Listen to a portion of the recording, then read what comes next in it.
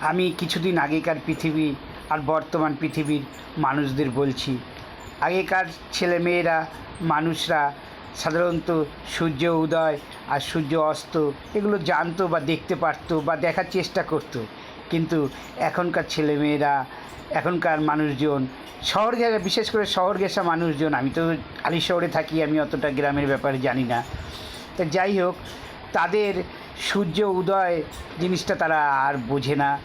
কেন তারা অনেক রাত পর্যন্ত ভিডিও দেখে, মোবাইল দেখে, তারপরে ঘুম ভাঙে 7টা 8টা 9টায়। সূর্য উদয় কী করে দেখবে?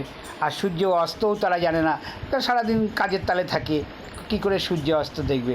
তা বর্তমান যুগে ছেলেমেয়েরা কিন্তু, মানুষজনরা সূর্য উদয় বা অস্ত দেখে কি জানে এটা আমি জানি না। যদি কেউ দেখে থাকো আমাকে বলবে, জানাবে কমেন্ট করে। নমস্কার।